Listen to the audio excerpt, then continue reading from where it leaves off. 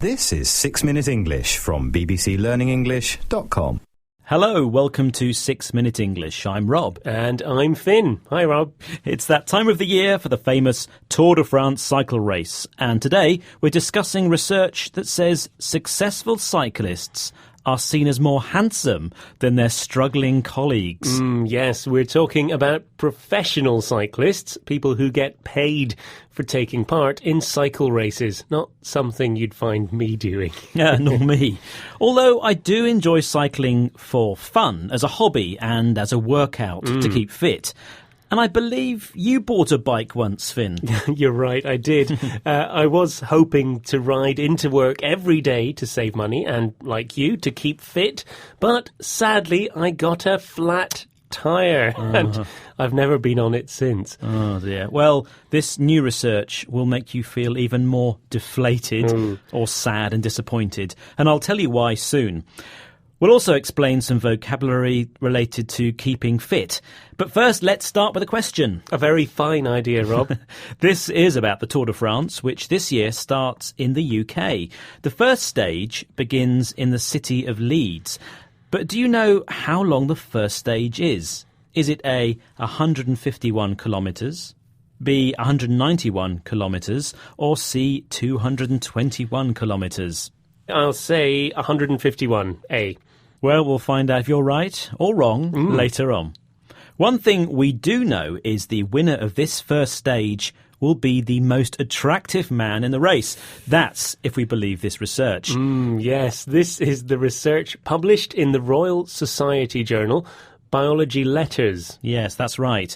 Women were asked to rate or score facial attractiveness among riders in the 2012 Tour de France, which was won by Britain's Bradley Wiggins. Yes, a man known for his distinctive sideburns. That's the hair on the side of his cheeks.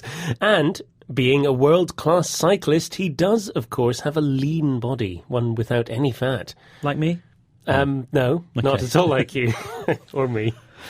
Now, Dr. Eric Postma from the Institute of Evolutionary Biology at the University of Zurich, who carried out the test, found the 10% best riders were considered, on average, to be 25% more attractive than the worst 10%. OK, I see. So this would suggest that healthy, physically fit and successful men would, on average, be seen as more attractive by women. So not really very good news for us, is it, Rob? Unfortunately not, no.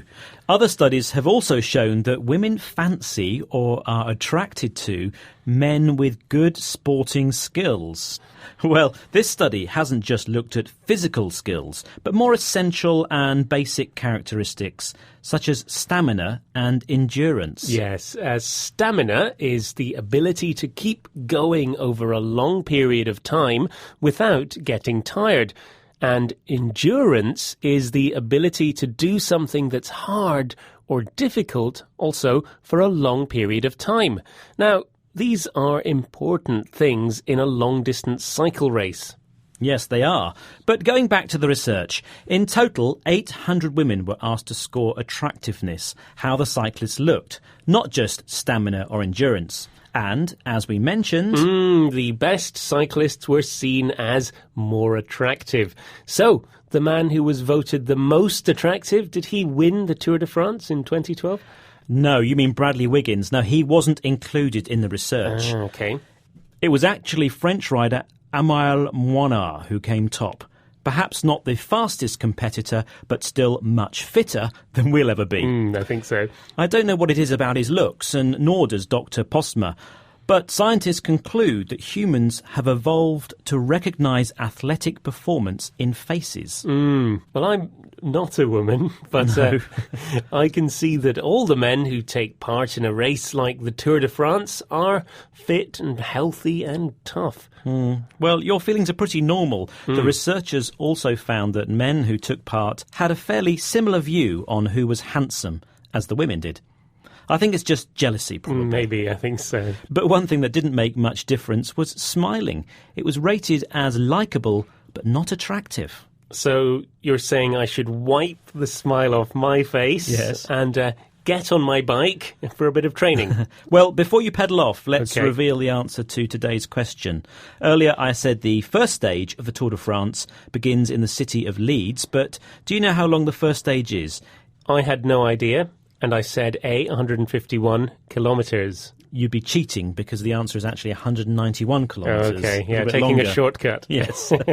There are a total of 21 stages covering a distance of 3,656 kilometres, and it all finishes in Paris on July the 27th. Now, before we go, Finn, could you remind us of some of the vocabulary that we've heard today? Yes, today we heard handsome, workout, deflated, sideburns, lean, fancy, stamina, endurance, and jealousy. Well, that brings us to the end of today's 6 Minute English. We hope you've enjoyed today's programme. Please join us again soon. Bye-bye. Bye. That was 6 Minute English from bbclearningenglish.com.